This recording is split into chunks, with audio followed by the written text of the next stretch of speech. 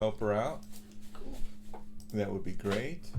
Um, um, I would appreciate that, and it'll be, a lot of it can be done by correspondence, and then if there's a time that you guys can go out there and like kind of help focus what she's doing, that would be cool.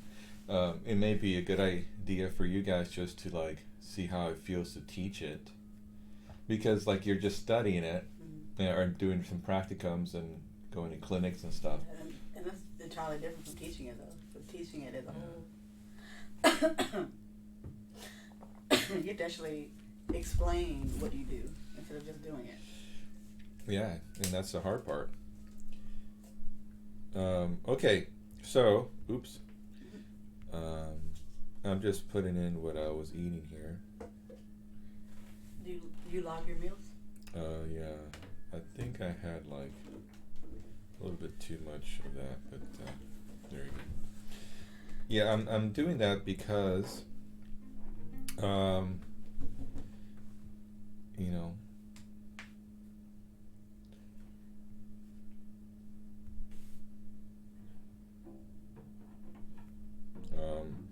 I just, want to make sure that I'm, following everything correctly. I didn't have that many apples, so good. Now, let's look here. J.C. Bach. So we want to get all your fingerings done, and this is a really interesting arrangement that follows more closely what the violin part is doing, and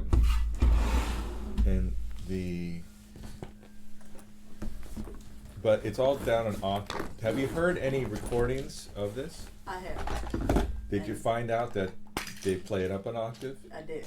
So I what saw do you? one. I was like, I wish this one. I can't find. Well, I can. I found one that actually went up the octave, Uh-huh. but it's like $22. Yeah, you got to buy that. Yeah. I don't have a copy of it. I had one, and then I think I lent it to a student. And of course, when that happens, it never comes back. So, unfortunately, I can't lend you my copy. I'm thinking about anybody who's played it here. Some people you could ask would be maybe Adrian has played it, so you can ask him, or maybe Mackenzie has played it. You could ask her, and they may have played it in high school and still have a copy. I'm thinking if anybody else has played it. Maybe Jonah played it, but I don't know. And he may, he has that iPad, and he may have a copy of it somewhere, so we can ask him. Okay. Now, we have the J.C. Bach, and do we have an etude or anything else besides? So I'm just thinking about your jury to make sure we have that repertoire set. You said the Popper one. Popper one, and then some more Bach. Yes, and the Bach. So let's so we have Popper one, and we have the rest of the Bach, and let's identify which movements we are doing. Which ones? Prelude. Which ones have you done? We did the Courant. I've not done that. You've done the Allemande, and that's it. And that's it. Yeah. Okay, so then we're gonna learn the rest of it. Okay, so it'll keep you busy, but the whole first suite is we want to learn the whole first suite, because when you play a recital, you want to have that option to play the whole first suite. The first suite of Bach is also very, very useful for your career as a music therapist. That if you play the cello in your therapy, you can play that without a piano, without any accompaniment, and it's quite a beautiful piece that I think could lend itself to some moments in your therapy sessions. So, and I think you'll find that is useful. I'm really interested, and I hope that you and Kelsey can help me to make a list of pieces that we think that could be appropriate for your work, so that in the future you could continue playing the cello in your work, and then not have like stretches of time where you don't play the cello. Now, people who do this a little bit of it for their living may join an orchestra, may teach some lessons on the side, etc., and that's how they keep playing the cello. They may join a community orchestra, playing a string quartet that plays for weddings, and that's great. And they may even get more serious with the cello. But generally, once you get into the work of music therapy, have a family, get busy, it's going to be difficult. So I'm interested in developing a list that we can use for a cellist in music therapy as a good resource. It's like, hey, I could keep playing the cello in my therapy. Let's try these options. And further on, there's some more training. There's a friend of mine has a camp, Mike Block. He has a camp where they learn alternative styles, and he sells this block strap, or this cello strap, where like he holds the cello. Remember? Yeah, he just holds it, and there's no. Were you here when he played? When he played here? Yeah. Okay. He came like 4 years ago. But Michaela has one of them. Oh. Yeah, she did. I saw that. And so you could stand and play. So you could be standing and playing with your and doing the therapy. So it's not like you could have everybody standing. You could be walking around, just kind of like the guitar. You could, he teaches in his camp. There are places where they teach accompanying, so you can learn how to accompany yourself while singing. You can learn how to accompany and solo and all that. I wish I had that recording of him doing his. He did this piece where he was singing. I told you about it, and singing like harmony while he was playing. It's very hard. Like, imagine you're singing in harmony with your choir, with your friend, like a duet, and you guys are just like in thirds basically the whole time. Imagine doing that, singing the top voice, and you're playing the bottom voice. And he has an etude where he does that, and he played that etude. And I really wish I could find it because it's pretty amazing.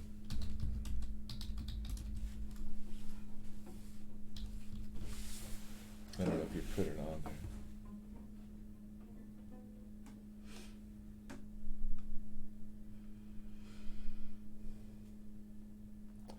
Yeah.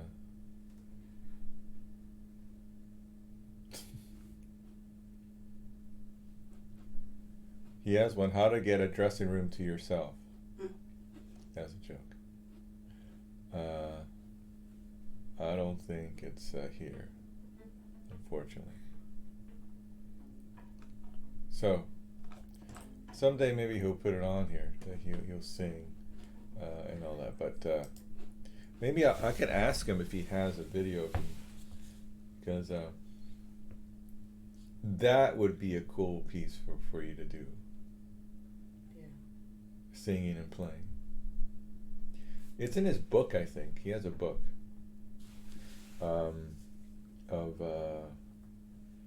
he has a book of those videos. I mean, of these etudes. So I think it's possible that you just get the book and do. I don't have the book, but anyway, one of my students has it, so I'm going to ask him to bring it next time I see him. He's a high school student, junior.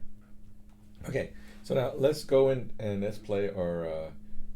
Do you have a question about any of the part of the first movement? I don't really have a question. Oh, I don't have a question, but I did have a comment. I don't know if you saw it. Oh, yeah. Your comment, and you said, you're talking about the yeshiva. Yes, this is a person's arrangement, but they did it in the style of Bach. Yeah. So that's why it doesn't sound like really period. Yeah. Yes. And Casa de Su is a guy who is he was a professor at the Paris Conservatory, and he I think he was a professor there, but he was famous in the early 20th century. I think there are some recordings of him in the early 20th century. There are some famous violists in the early 20th century, among which there was a lady, Lily, I forget her name, one lady, Lionel Curtis, who's from England, SHSU, and then William Primrose, who's American, Scottish. And they really helped the viola, break out of its shell from, an instrument that old violinists played, and not so great musicians play, to like a real solo instrument. In the turn of the 20th century, the cello and the viola had more and more attention paid to it. Now, bass has been having the more attention in the last 30, 40 years. So one could say that the bass technique has finally caught up, or even surpassed in many ways the technique of the other strings. We have a really unique technique that has been developed the last 30, 40 years. So now everybody's pretty equal. I mean, there's some bass players that play Dvorak concerto. It's crazy. So anyway, so they put us to shame. So let's play a little bit, and let's start. This time? Well, let's start from the beginning to warm up. But like, I want to go farther this time. Not yet. So let's. Don't make me stop you.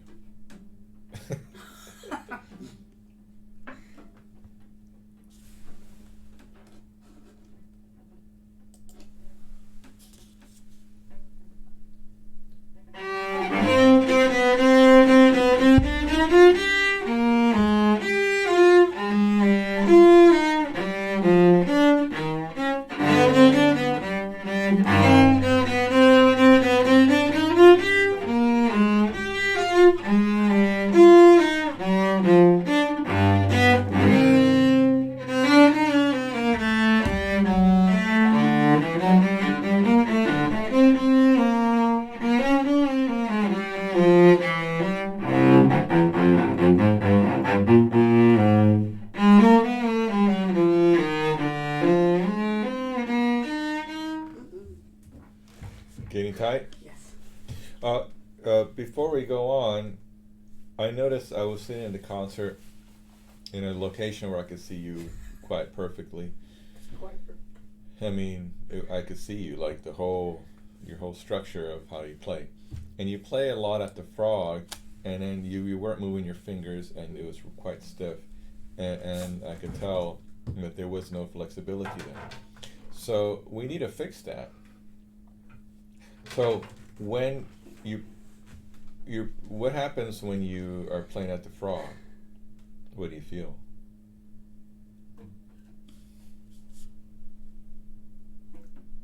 I would say sometimes I'm actually gripping the bow, even though I don't really have to. It's more of a resting, I guess. Mm-hmm. And there's a lot of weight. Yeah, so you don't need to add any extra. I mean, you need a grip, but very lightly. So you have a light grip. Your fingers are nice and loose. All the joints there are loose. And there's some imagery here. You could imagine your hand is like a jellyfish in the ocean or in an aquarium. What I like to imagine is that your hand is like made of like Tempur-Pedic foam or something.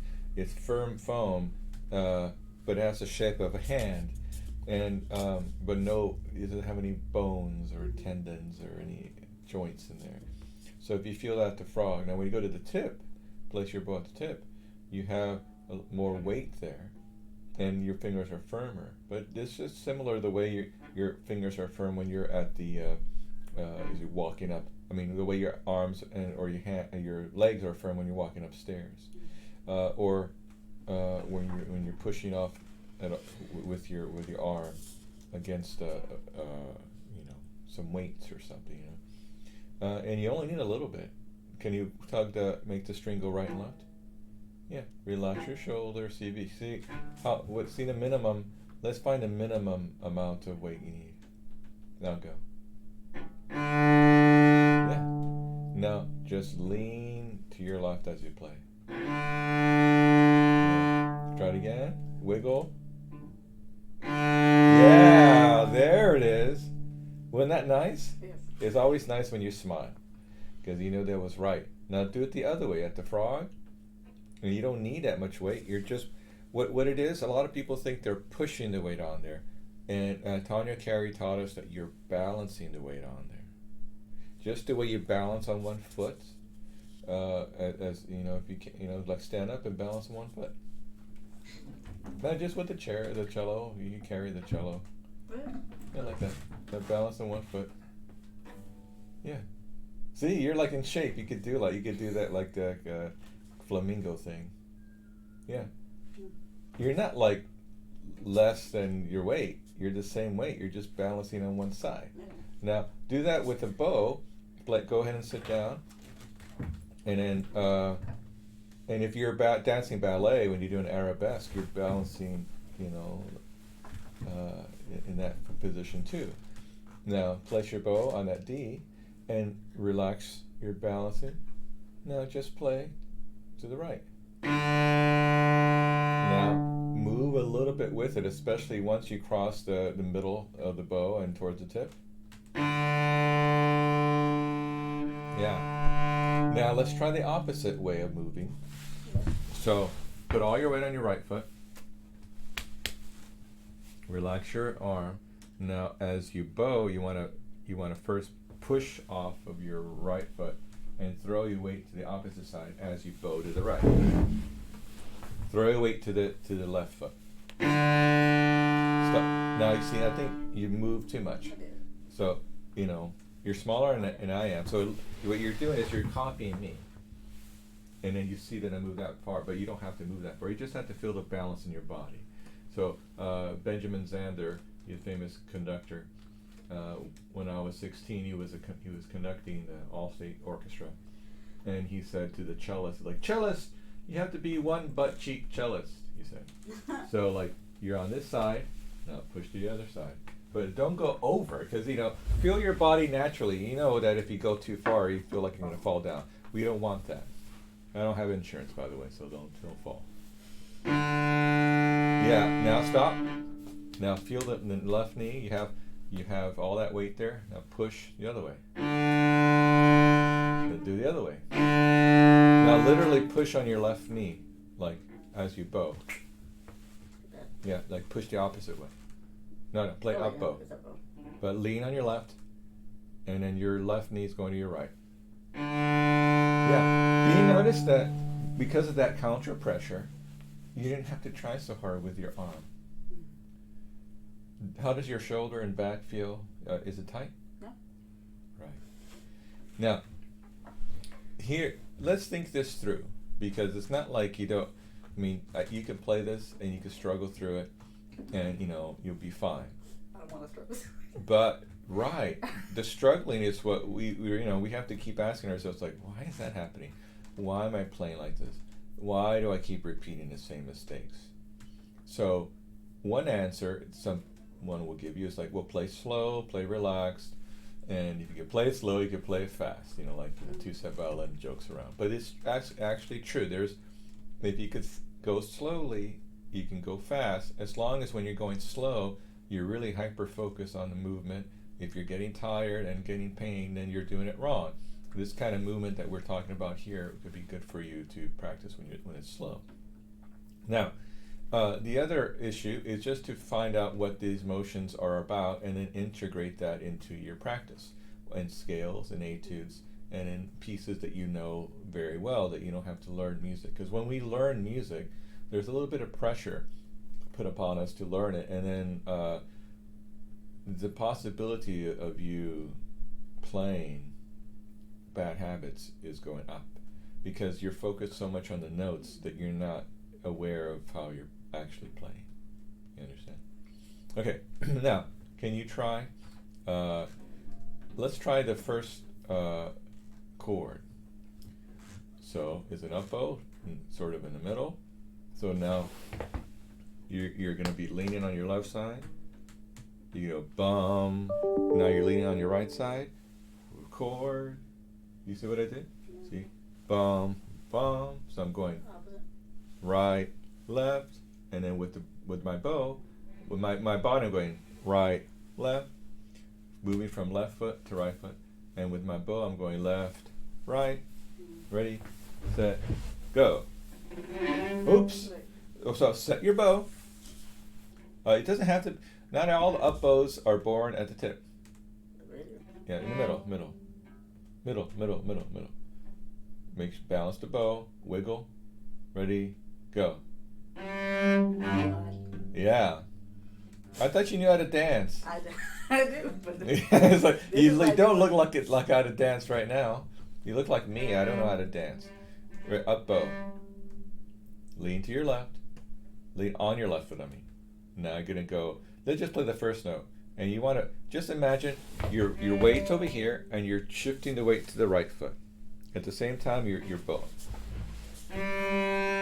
Now, set your hand, the chord. Now you're on your right foot. Now play the chord.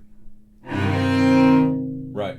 So now maybe that last chord and movement to your left was a little bit too much. So let's try it again. Just the chord. So at the frog. So you're leaning on your right foot. Instead of going to the left, go forward and to the left, kind of like you're going northwest in this way.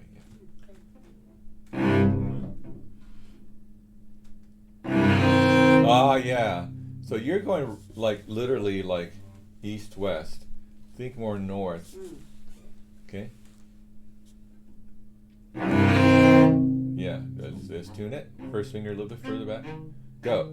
Okay, now let's see if we can do it in tempo. Bum, bum, in the middle. Right.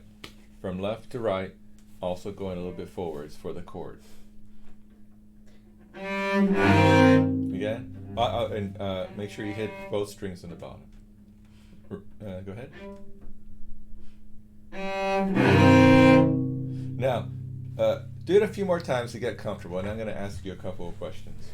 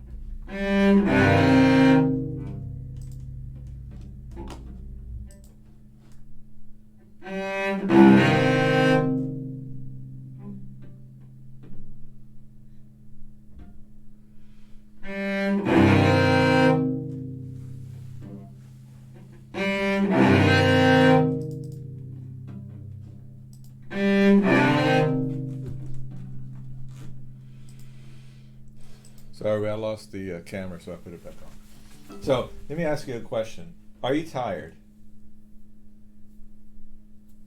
partially, but it's not anything over here. Where is it? This hand. Oh, okay. Now, in the concert on Friday, the symphony concert, were you getting tired with your right hand? With your right arm, bow arm? Sometimes, but It just looked stiff. yeah. Because, it looked like you weren't flexible. But today you started and you were like really tight. Now, do you feel like this movement, this help, is helping you? Yeah. You feel like it? Okay, good. Now, we have to learn how to move. I guess you could say east, west, north, south, and kind of in between. Okay. Well, University of Memphis, they always write. It's really nice. Okay. Let's try something different here.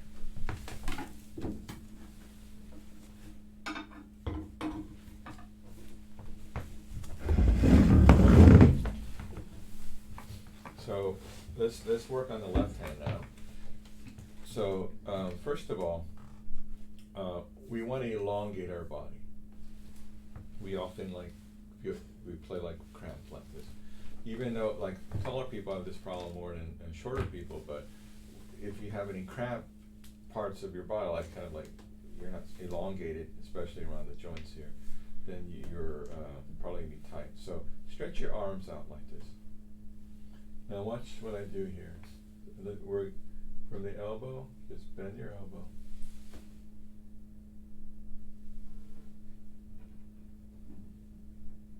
What happens is we do this. Go back this way. Notice, feel your shoulder blade. Now stretch it out. See what's in your hand? Now bend your elbow. And play like, pretend you're playing the cello.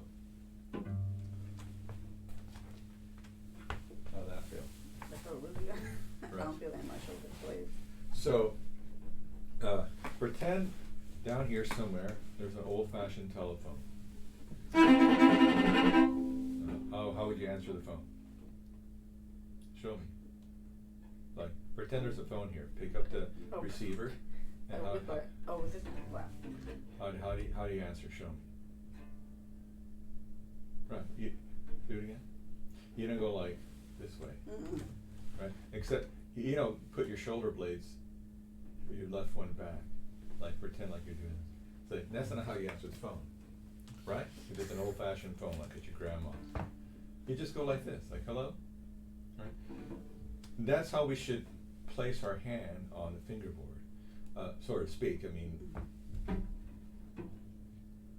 you don't have to twist your body to do it.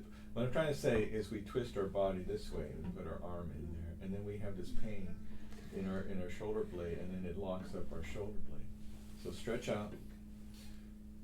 So pretend you have fingers, like you're playing your fingers on a fingerboard over here. Now salute. And fall down. Let's try that beginning. Up-o.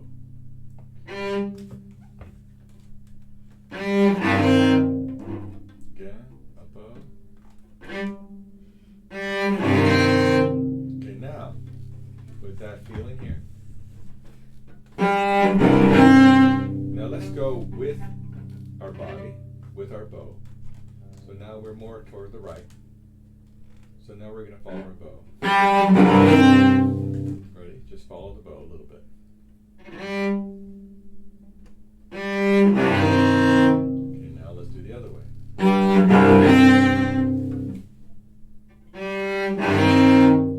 Okay. Believe it or not, that's what you practice a lot. Until it becomes integrated into your body. It's natural. Sometimes you go with the bow, sometimes you go the opposite way. So for example, when you play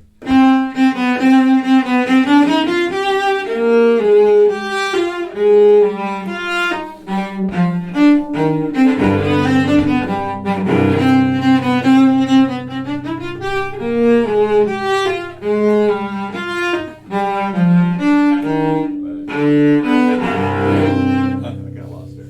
But you notice I was trying to do both of them. Now, if you are tight, you need to shake it off. This is one way to do it. It's just like by literally moving your bow, your body with the bow, or the opposite way.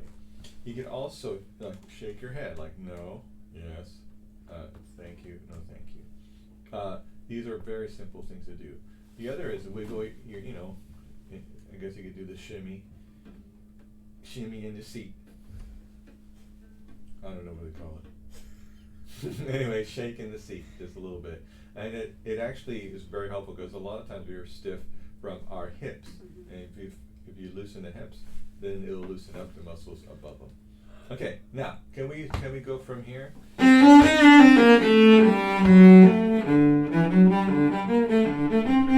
Ready? Up to go.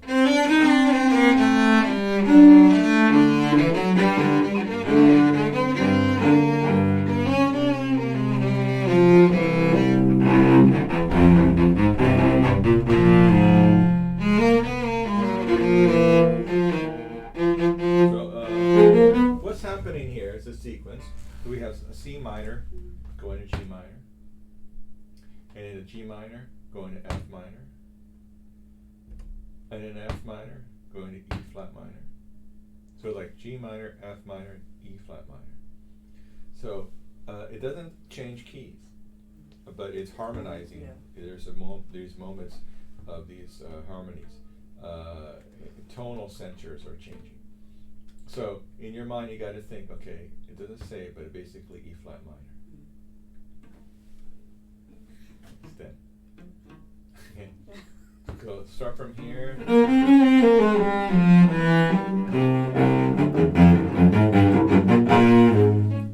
Ready and go.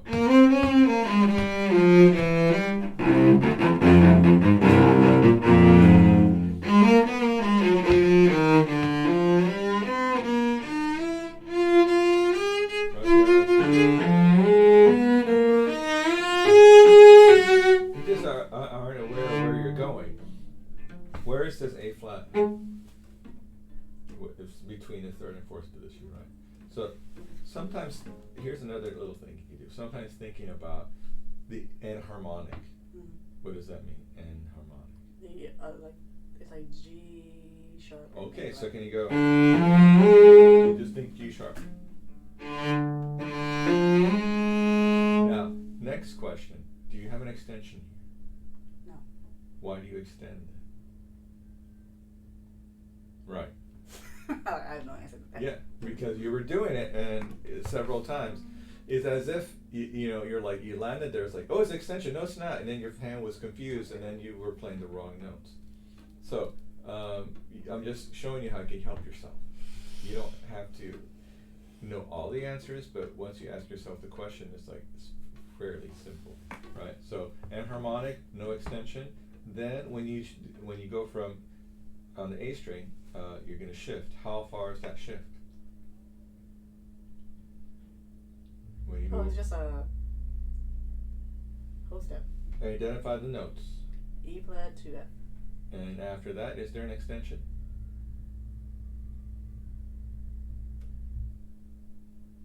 No. Right. It took you a long time to figure that out. No, I was just like, There's no extension. Okay. So we're breaking your thinking process down here, which has some holes in it. So that's why I'm here to help you.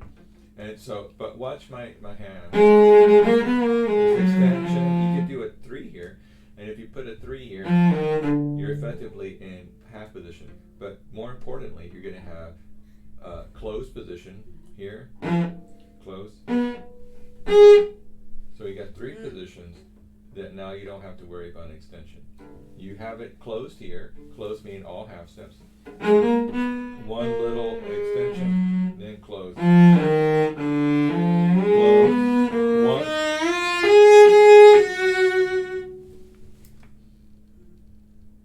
You see how that works? I do. So I'm just taking you to the process of like, hey, I could do this by myself. Just ask yourself a few questions like that. Like, where am I? What's the fingering? Is it extended? Is it closed?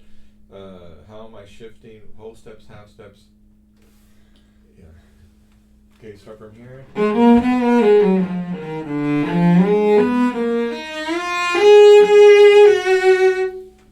Ready and go. Oh, see, you shifted. I did. Yeah. See, why did you do that? It's a bad habit. Bad.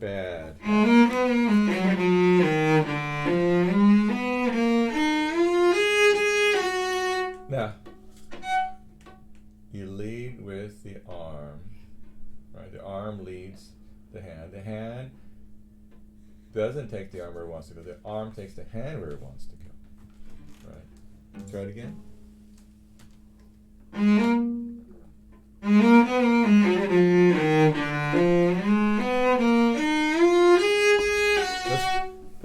Put all 4 fingers down. So now you're here. Let's go back a whole step. Ready?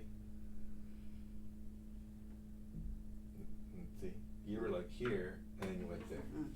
Can you try it again? Just start with the open D. Or go slowly. There you go, open D. Keep going.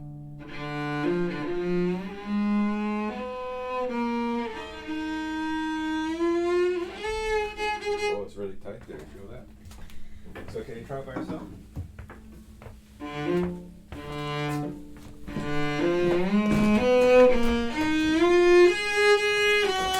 Again.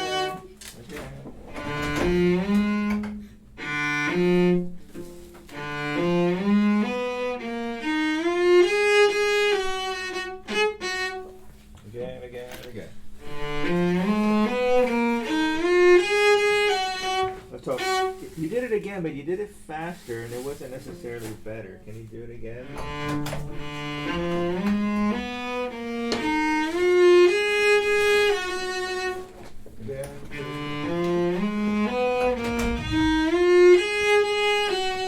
I want to see something here.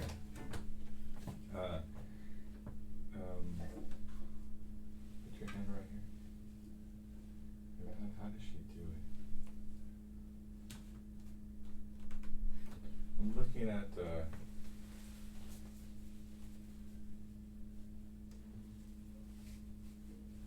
having that in, no. it's for vibrato. Put your hand there. Wiggle.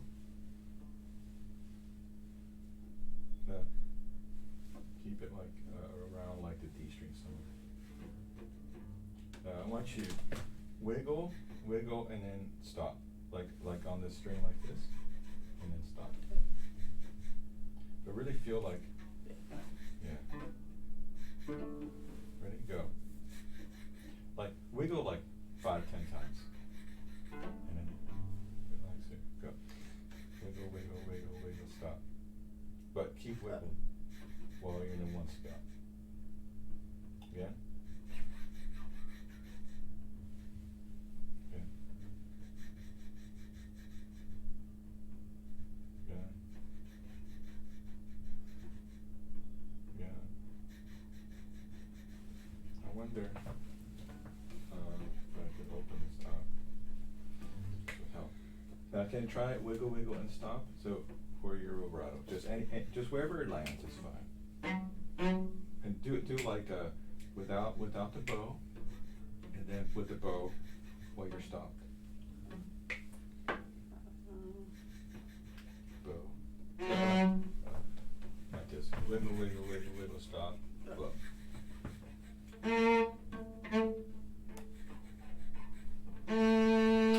You're going wiggle, wiggle, and then stop, and then you vibrato. I want you to keep the wiggle. Oh, keep it up. Put your hand on top of mine.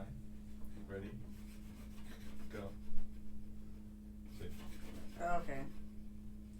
Here, one stop. I need to say it better. Wiggle, wiggle, stop. Wiggle, wiggle, one spot. Again.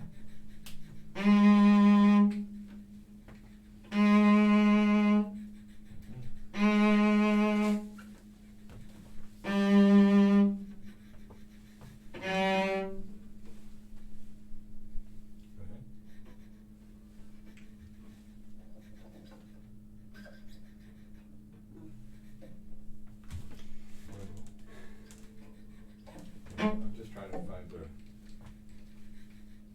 right location here for this time.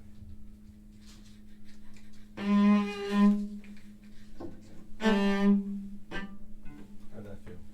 Oh, wow. Does that feel good? Yeah. Try it. How about that? Get a little lower, closer to the fourth position. Yeah. Oh my God. Does that feel like a workout? Yes. Okay. Yeah, really feel like you're like stretching it. Yeah, just do it. Yeah, don't worry about staying in the same place. Worry about this motion, like and like stretching. It's okay if you move from position.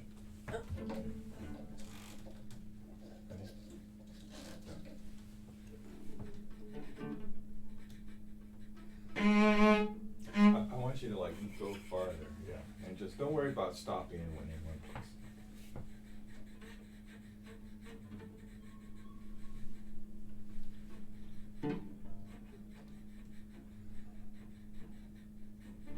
Now listen, any vibrato without it?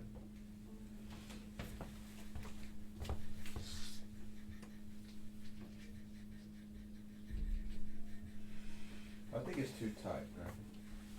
Yeah, it's just in move like I was. Try vibrato. No.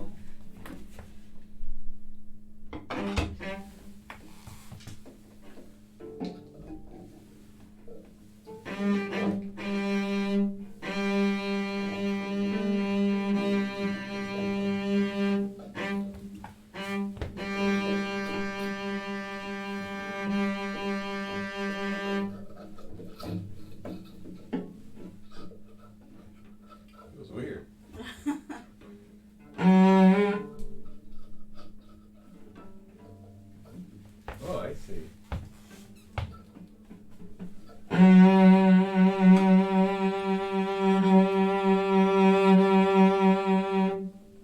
It's interesting. I think it's too hard because this. For that kind of material. Yeah, I think they sell one that is like not as. It's a little more stretchy, not as tough, and that's probably going to be really helpful. Okay. Sorry, it's just an experiment because we're trying to help your vibrato here. Now, let's, why don't we stop because we only have a few minutes and you have to get to your class. But for next time, let's play the whole thing. And then begin working on the other movements of the Bach. So just to be clear, responsible for Popper, the whole suite of Bach, and this JC Bach. Okay? Okay. Thank you.